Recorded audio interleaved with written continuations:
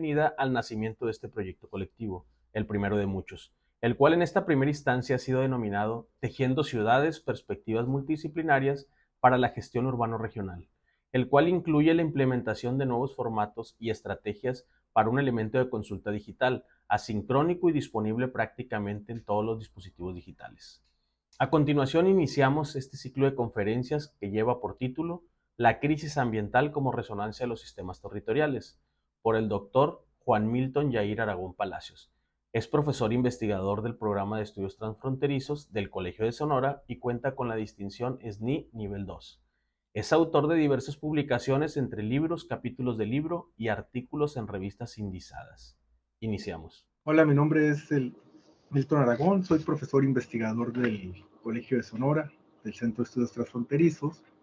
Mis líneas de investigación son el tema de las nuevas movilidades en espacios territoriales transfronterizos, así como también el tema de bienestar y forma de vida en las ciudades contemporáneas. También toco temas de cuestiones espaciales y territoriales vinculadas a la sustentabilidad. De lo que les vengo a platicar hoy se titularía más o menos como la crisis ambiental como resonancia de los sistemas territoriales. ¿Qué, qué quiero decir con esto o a qué me estoy refiriendo con esta parte de la crisis ambiental como resonancia? Son dos partes donde nos vamos a situar, y sobre la crisis ambiental vamos a centrarnos también en la parte más visible de la crisis ambiental. Aunque tiene muchos factores alrededor, todo se puede interconectar, pero la parte donde se está haciendo más énfasis es en la cuestión del cambio climático, pero solamente es la punta del iceberg de todos los deterioros ambientales que están llevando y de las malas aplicaciones o de las malas intervenciones que se están haciendo al respecto en distintas escalas espaciales. Ni siquiera estamos hablando de una sola escala o de un solo tipo, sino que puede ser desde procesos macro, como sería a nivel de país, a nivel de continente, o inclusive a nivel planetario, procesos meso, ya a niveles de regiones, y procesos micros a cuestiones muy específicas también, y cuyas responsabilidades casi siempre nos avientan a nosotros los sujetos cuando los problemas ambientales provienen más bien del modelo de consumo actual que venimos manejando desde la revolución industrial, basado más en la producción de mercancías y no tanto en los beneficios de la sociedad que pueda obtener por esta producción. ¿Y por qué resonancia? Resonancia es un concepto que retomo de Luhmann.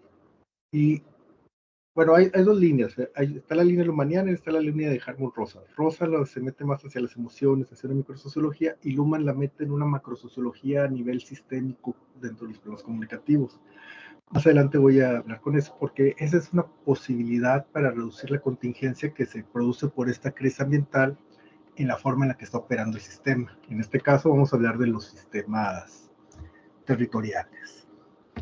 Bueno, ¿qué nos dice Luhmann respecto a las decisiones? Esto es bien interesante porque el sistema siempre tiene una selección y por lo tanto lleva a una decisión.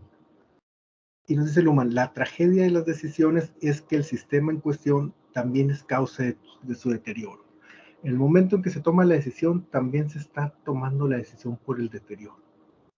Aquí tenemos un problema en la selección. ¿Desde qué modelo nosotros estamos seleccionando el código con el cual vamos a construir el sistema? Lo vamos a cerrar. Y sobre esa decisión también a su vez produce este deterioro que se está presentando en el entorno. Aunque el entorno no esté dentro del acoplamiento del sistema, las decisiones que están tomando en cuanto a la selección de los parámetros con los cuales se va a clausurar el sistema, genera presiones hacia el entorno también. Profundizando un poquito más en esta cuestión de cómo funcionan los sistemas luhmannianos o la teoría de sistemas de segunda generación, para él son sistemas cerrados. ¿Qué quiere decir esto? Que se clausuran operativamente para poder operar. Entonces de ahí que la función determina la estructura del sistema, determina su clausura y sus selecciones con las cuales se va a identificar el sistema o se va a autodefinir por un proceso de autoobservación que se da más adelante. Entonces, la primera diferenciación que genera el sistema es una diferenciación entre el sistema y el entorno.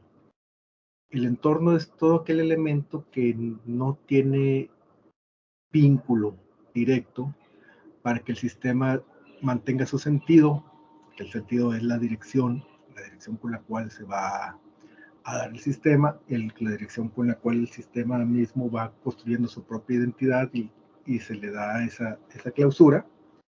¿Y con qué estamos viendo aquí en esta teoría lemaniana? Él habla de comunicación, como esta parte no tanto informacional como se conoce tradicionalmente, sino como que son estos elementos con los cuales se va construyendo los códigos que permiten clausurar el sistema en función del sentido y el programa. El programa es lo que marca el sentido, lo que da el sentido del código es con la forma en la que se va a operar ese sentido. Pensemos en un ejemplo, en el sistema de la ciencia. Para la ciencia, su programa es la búsqueda de la verdad. El código sería verdad-falsedad. Serían los códigos con los cuales estaría operando la ciencia. Y sobre eso hace su clausura y se cierra el sistema de la misma ciencia y empieza a operar con una propia realidad construida a partir de sus códigos, con los cuales produce sus procesos de verdad y también su identidad como sistema. ¿Qué pasa cuando empezamos a mezclar con otros sistemas? Por ejemplo, el sistema político, su programa es el mantenimiento del poder. O en el sistema económico, su programa es la cuestión de tener ganancias. Cuando un sistema empieza a operar con códigos o con programas de otro sistema, simplemente no está funcionando en el sentido de su sistema. La ciencia, si se pone en el plano de obtener ganancias o búsqueda de poder, se desvía completamente del sentido que sería la búsqueda de la verdad.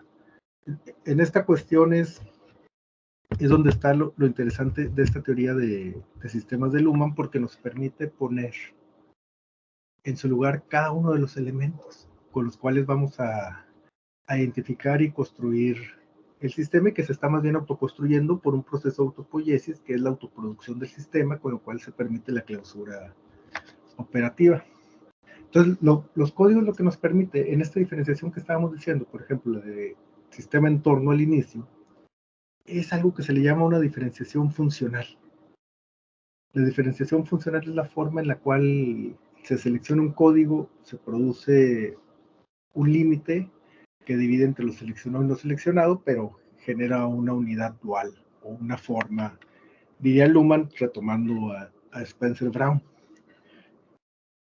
la cual tenemos una parte que fue la seleccionada y la otra parte no, pero podemos avanzar todavía con otra selección y así se va, porque lo que ocurre es que el sistema reduce su complejidad al cerrarse, pero respecto al entorno se reduce la complejidad, pero hacia el interior aumenta su complejidad por medio también de la contingencia, que la contingencia son también los múltiples códigos que se pueden, de selecciones de códigos que se podrían seleccionar y sus posibilidades de selección que llevan a caminos diferentes.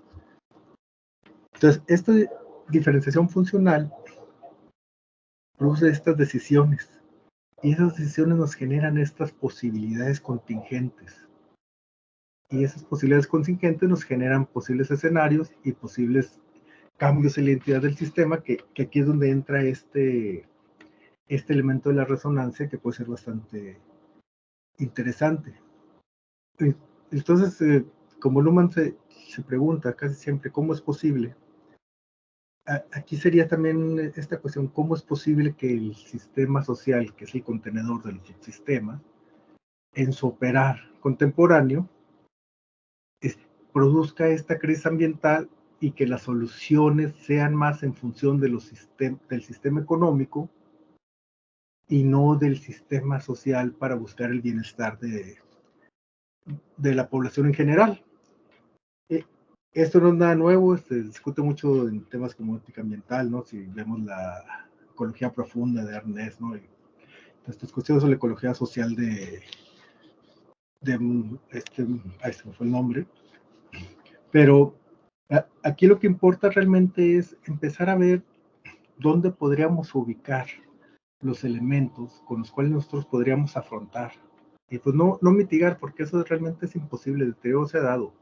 Desde que empezamos a dominar el fuego hace aproximadamente como unos 200,000 años, hemos estado transformando la naturaleza a nuestro uso. Los paisajes que tenemos son paisajes construidos a partir del fuego. Y esa ha sido la historia de nuestra especie, ir modificando su entorno hasta crear un entorno artificial, un hábitat completamente artificial, en el cual nosotros nos desarrollamos y en el cual también nosotros nos producimos artificialmente como seres humanos a través del lenguaje, los símbolos y otros elementos. Entonces, pensándolo así, vamos a hacer un pequeño paréntesis para tratar de ver cómo sería el territorio como un sistema. El territorio puede ser un sistema, primero tendremos que diferenciar dos tipos de sistemas, para eso es un poco en la propuesta de Humberto Maturana y Francisco Varela, donde ellos hablan de autopoiesis y elopoiesis, dos tipos de sistemas completamente diferentes. A veces se confunden y ahí es donde está un poco el error metodológico y sobre todo conceptual cuando se empiezan a pensar en los sistemas. ¿Por qué? Porque un sistema autopoiético es un sistema autónomo. Es un sistema autónomo que se produce a sí mismo. Entonces tiene su clausura, pero al clausurarse se está autoproduciendo. Eso se refiere al neologismo, autopoiesis, poiesis como proceso creativo de creación. Y el alopoiético es un sistema que lleva una dirección, por lo tanto es como una máquina. Tiene una función específica y un elemento detonador externo que es el que le dicta la función. Entonces, si pensamos un poco a este nivel y sobre todo en esta teoría, porque en otras sí puede haber cabida a lo mejor de pensarnos de las ciudades o las regiones como sistemas no tanto topoyéticos, si nos fuéramos, no sé, con los sistemas complejos o los sistemas dinámicos, que también son bastante interesantes para observar estas cosas. Pero en este caso lo que me interesa a mí es reflexionar desde la parte de la autopoiesis, porque nos da esta posibilidad de resonancia que puede traer transformaciones al nivel del sentido para replantear algunas cosas en cuanto a afrontar esta crisis ambiental. ¿Cuál sería la diferenciación funcional del territorio? Esta sería como que la pregunta básica, sí. Cuando hablamos de territorio, ¿qué entendemos por territorio? Simplemente un lugar espacial, un lugar económico, un color en un mapa. ¿A qué nos referimos con territorio? Y si lo queremos observar desde una teoría de sistemas, tendremos que pensar en función de su sentido, de su programa y de cuáles códigos son con los que se va a llevar a cabo esa diferenciación funcional. Entonces surgen tres preguntas más, que podrían ser más, pero aquí no me lo voy a resumir a tres por cuestiones de tiempo y cosas, que sería preguntarnos sobre una cuestión de la identidad cultural. El territorio en función de esta identidad cultural. Si algo tienen de característica los territorios es que tienen identidades compartidas. Son elementos que generan esta identificación simbólica, inclusive de tradiciones, culturas, mitos, queramos poner ahí, que los van configurando como un espacio simbólico territorial. Y eso nos da estas características en común, características que se presentan también con una cuestión ambiental, una cuestión netamente ecológica. El territorio se estaría entrelazando entre las características ecológicas de la zona, su vegetación, su orografía, su clima, con estas identidades culturales que se dan. Por lo tanto, se presenta un espacio reconocible. Es un espacio reconocible tanto cultural como ecológicamente, que presentan estas características de similitud y que le van dando este elemento de configuración del territorio, más allá de una configuración de relaciones económicas o de otra índole, que eso correspondería más a la construcción de la región. Y la región la podríamos pensar como un tipo especial de organización del territorio, pero en función de la parte económica.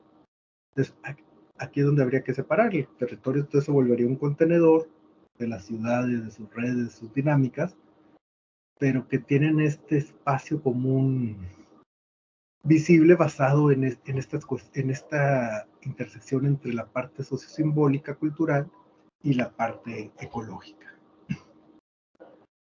Pero también podemos pensar el territorio desde de luz, que esto es bien interesante, desde la parte del rizoma, como algo rizomático, algo móvil, algo que se escapa, que no podemos reproducir, que crece como una raíz.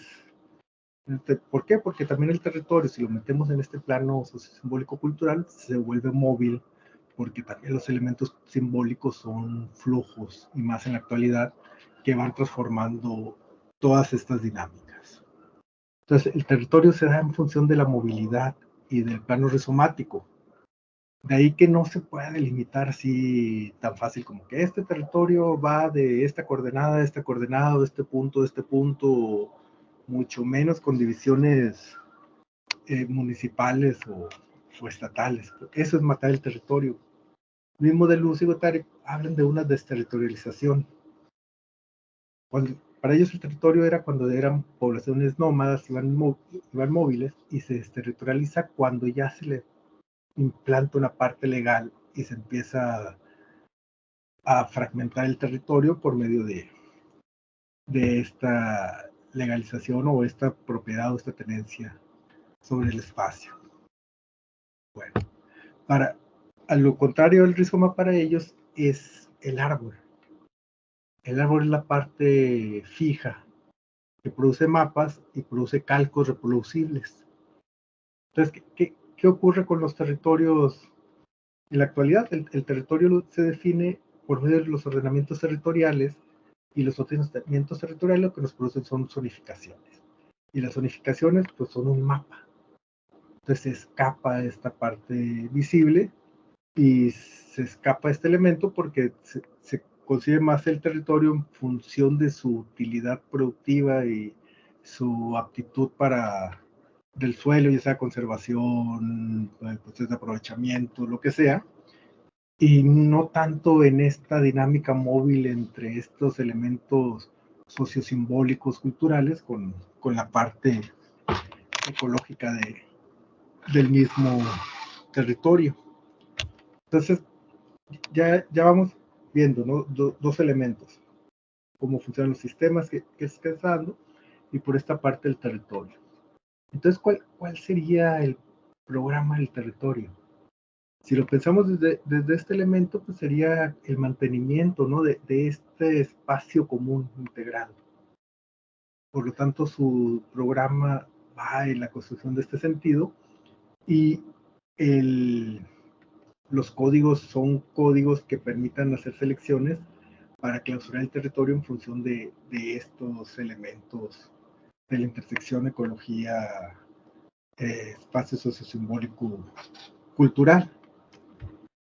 Entonces, ahí ya estaríamos definiendo el territorio. No tenemos una parte ni de desarrollo, ni económico, y todo eso, porque esos son elementos que corresponden a otros sistemas, y son elementos que pueden integrarse al territorio, pero por medio de sistemas especiales organizativos, como ya se había dicho, que sería la cuestión del desarrollo regional.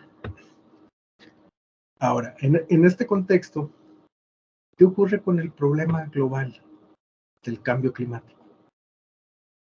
Para enfocarnos solamente en un elemento de esta crisis ambiental, que es la más visible y es como que de los que más se le está haciendo hincapié. ¿Dónde podemos ir contextualizando el problema? El problema lo podemos ir contextualizando desde el modelo productivo, en el cual dejamos de hacer un trabajo artesanal que llevaba más tiempo al trabajo que se dio después en la revolución industrial por medio de las máquinas, que potenció la producción, los modelos de consumo, aumentaban las tasas de población y por lo tanto la presión en los recursos naturales. Sumado a este elemento que le llamaba Mark Fisher el realismo capitalista, en el cual tenemos la sensación de que no podemos salirnos de este capitalismo, porque siempre encuentra formas de rehacerse o reconstruirse, y está introyectado dentro de la misma forma en la que funciona la sociedad para Fischer. Entonces, teniendo este contexto, podemos hacer dos lecturas sobre dos ahorita como temas que vienen de boom, pero que también son simplemente un proceso más de este realismo capitalista para afrontar el problema de la crisis ambiental o del cambio climático en lo específico, sin afectar las necesidades del programa del sistema económico. Uno de ellos son los objetivos del desarrollo sustentable. Esos objetivos son, si lo vemos, son ideología en estado puro. Son una carta de buenas intenciones y seguimos la génesis de las cumbres. Se ha estado tratando de echar la culpa, pues primero la asumen los países, después los empresarios, otra de los países, más de los gobiernos, pero nunca se han cumplido. Y en estos últimos, con los ODS, tienen responsabilidad ahora el sistema educativo. Entonces, ¿cómo han pasado para ver esta cuestión donde al inicio le echaban la culpa de la crisis ambiental a los países pobres? La pobreza era la que ocasionaba la crisis ambiental, los modelos productivos, pero habría que pensar, ¿y los países del norte global, qué acaso no son los que han contaminado más y su huella ecológica es mucho mayor que la de un país del tercer mundo? Y todavía se quieren poner moralmente a decirnos cómo tendremos que hacer las cosas. Ese tipo de cosas son las que tenemos que poner para ver desde qué sistemas se están construyendo los ODS.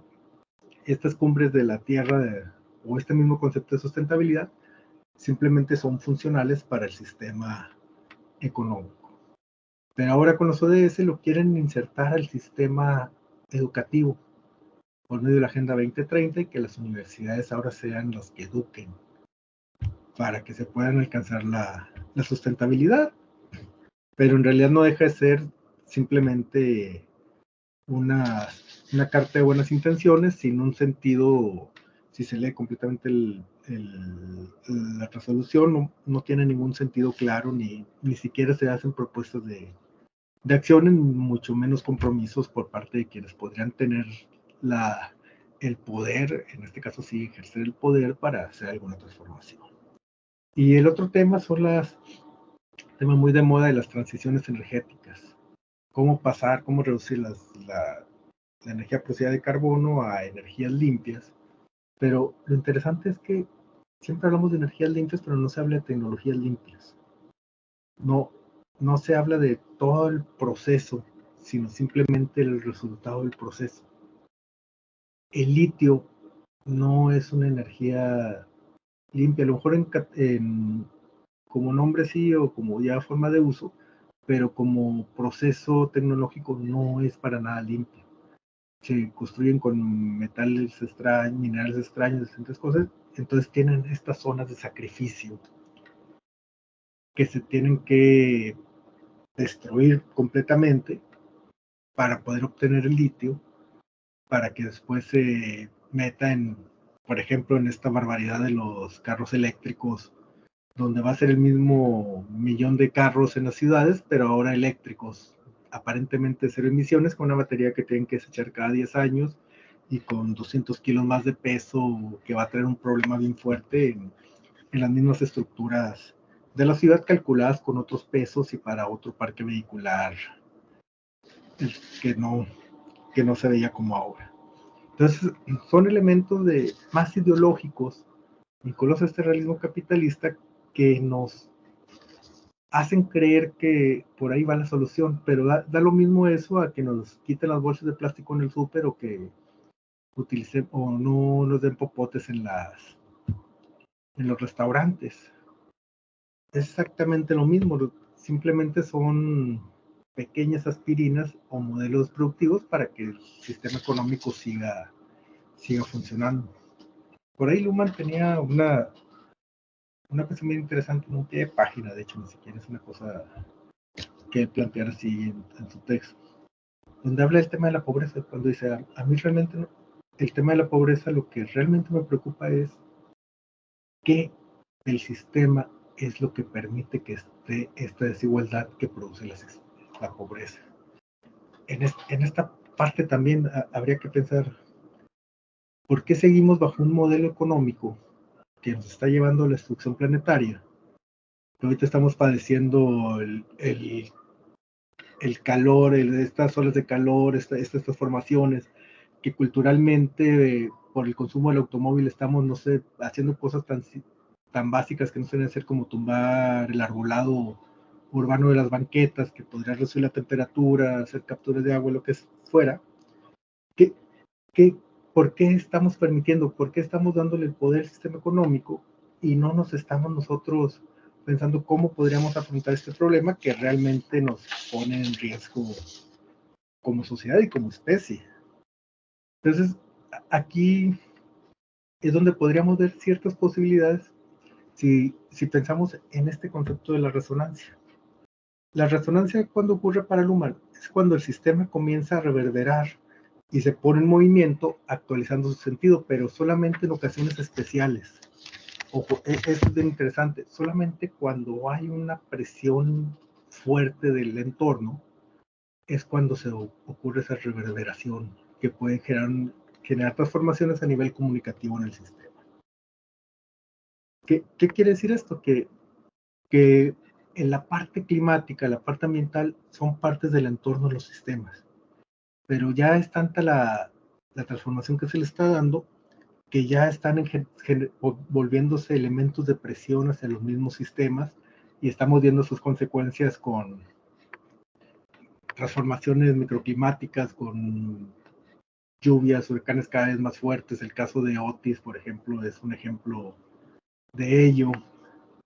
Todo este tipo de cosas que ya nos están generando una presión y cuyas acciones realmente no resultan eficaces para este tipo de cosas.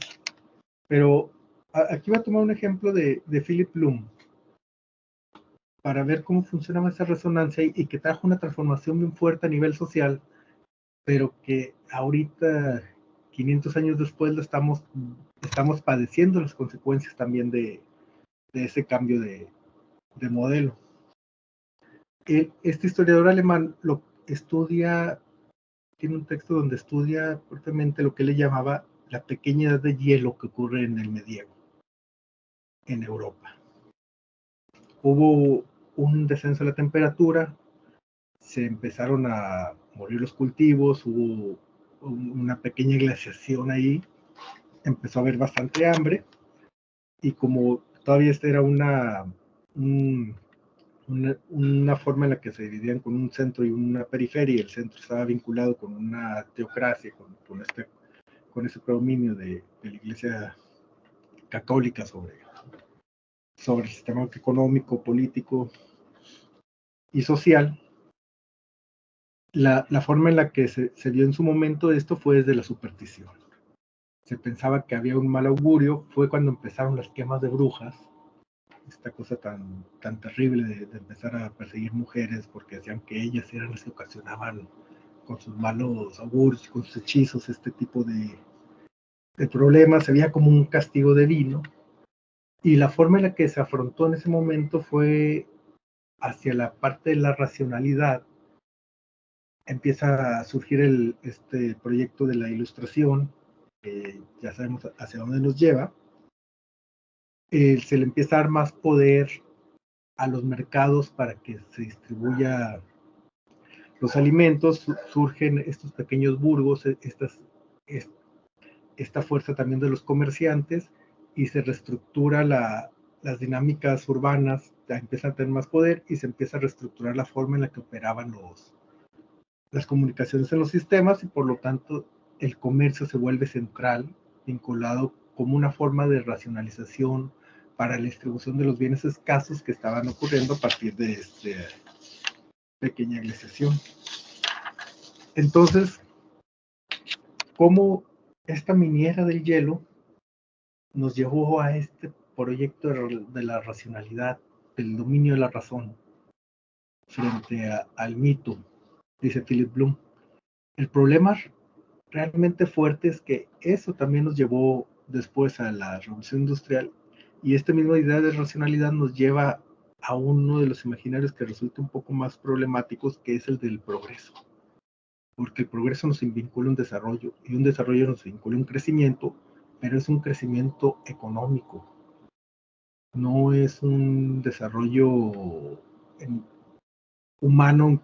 Realmente, si nos vamos más hacia la antropología filosófica, tendríamos que quiere plantearlo más como un florecimiento del ser, la búsqueda del bienestar. ¿Y qué es el bienestar? El bienestar es simplemente la búsqueda de la felicidad, es una virtud que se está dando, no tanto un problema económico, ¿no?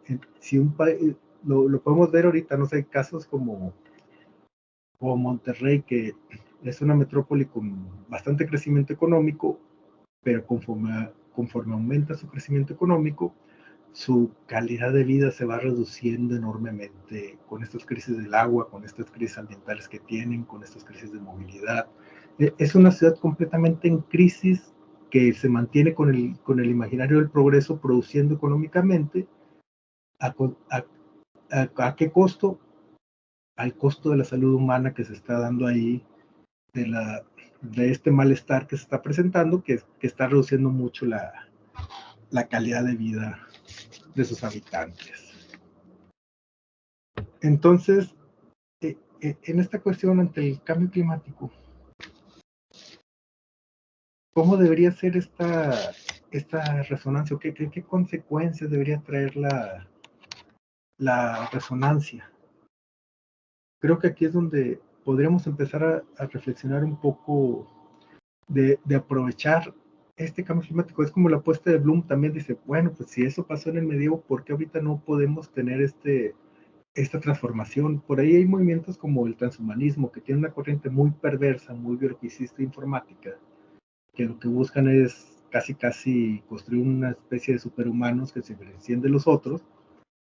Esta cuestión es bastante detestable, si podemos decir de alguna forma, pero hay otro que le apuestan a ir más allá del modelo humanista de la ilustración que se construye, que dividía el sujeto entre sujeto y espíritu. Entonces, esta cuestión es como replantearnos también como sociedad cuál es el futuro que queremos. Si últimamente, bueno, ya le pararon, pero se veían unas cosas tan horribles cuando lanzaban las naves estas de SpaceX, pues sí, se veía la luz y todo, pero eso es un mero espectáculo que generó Musk. El, el problema realmente es cuánto daño está haciendo al ambiente el lanzamiento de esos satélites que no sirven para nada. Así tal cual lo pongo. ¿A nosotros en qué nos beneficia? ¿O a nosotros en qué nos beneficia el turismo espacial? O que ahora los super ricos estén peleando por ver quién va primero al espacio como turista. Ese tipo de cosas son los que tenemos que pensar. ¿Qué está ocurriendo? ¿Por qué celebramos cosas que realmente nos están causando daño y que lo padecemos después cuando se vienen estas modificaciones climáticas? Entonces, a nivel ya regresando a los sistemas territoriales, ¿cómo tendríamos que pensarlo? Tendríamos que pensar más allá de las simples zonificaciones. Empezar a pensar el territorio como un sistema y no tanto como un mapa en el cual nosotros solamente estamos metiendo aptitudes del suelo. Tendríamos que meter elementos de flujos, redes, y estas tensiones aparte que se dan con las identidades. Porque estamos actualmente en una sociedad de flujos, una sociedad global, ¿no? Tampoco nos podemos cerrar a estos procesos que se están dando, pero por el otro lado hay una resistencia de identidad local que se presenta bien interesante. Un caso pues, es el que acaba de pasar allá en Mazatlán, ¿no? Con esta cuestión de la banda, frente a las turistas gentrificadores, ¿no? Que querían decir, no, pues queremos un Mazatlán pero sin banda, pues esa es una cuestión completamente identitaria y de resistencia frente a una tensión que producen estos flujos globales de gente ajena a la identidad local. Entonces, estamos en constante tensión. Entonces, entender esas tensiones y ubicar estos nodos en los cuales nosotros podríamos actuar. Y la apuesta también podría ser, pues, pensar más en consolidar la parte de la comunidad. Si algo se ha presentado desde el thatcherismo, y que es lo que instaura este realismo capitalista, y es lo que acentúa este problema ambiental, es la individualización de la sociedad. si algo le temen mucho es al fortalecimiento comunitario, porque entre las comunidades se pueden apoyar, pueden reducir sus elementos, pueden organizarse, pueden inclusive reforzar entre ellos mismos, pueden hacer pequeñas acciones que si se van multiplicando por medio de redes, pueden hacer estas transformaciones que el modelo, o por lo menos el sistema económico, le resultarían contraproducentes porque se le reduciría su ganancia, como sería el trueque, la reutilización, el autoproducción, autogestiones, distintos modelos de apoyo en los cuales la comunidad se empezarían a beneficiar y empezarían a depender menos de los productos que nos quieren vender en el mercado para nosotros satisfacernos individualmente en función del consumo. Y sobre todo, pensar que no tenemos que anteponer el desarrollo económico. Si pensamos fríamente así, si decimos, bueno, realmente un indicador, no sé, ingreso per cápita o un indicador económico que nos indique que una región o un territorio es económicamente exitoso, hay un beneficio para los habitantes. Esa yo creo que es la reflexión. Deberíamos de voltear y ver lo económico, pero más allá de un simple indicador de cuánta inversión llega, cuánto se produce, todo eso, sino realmente en la calidad de vida de los habitantes, qué tanto repercute eso, qué tanto se beneficia.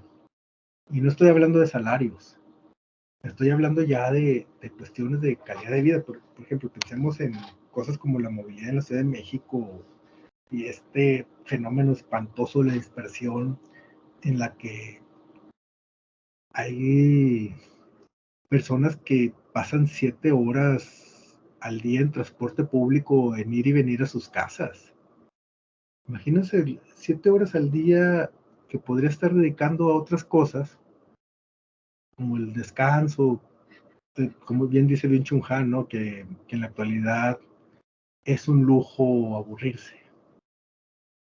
Y es cierto, porque estamos tan metidos en esta cuestión de la producción, de estar para poder mantener nosotros o estar autodefiniéndonos como sujetos a partir del consumo, que nos olvidamos también de estos elementos como serían los otros y toda esta parte de la comunidad que es bien importante. Y ya para ir cerrando, pues simplemente pensar en así, ¿qué podríamos hacer? ¿Cómo podríamos potencializar esta resonancia, pero sobre todo que llegara a los elementos, a donde debería de llegar? Yo no sé si a lo mejor no tenía que llegar a una cuestión política ni económica, simplemente a un nivel comunitario, que la misma comunidad se empiece a organizar para fortalecerse.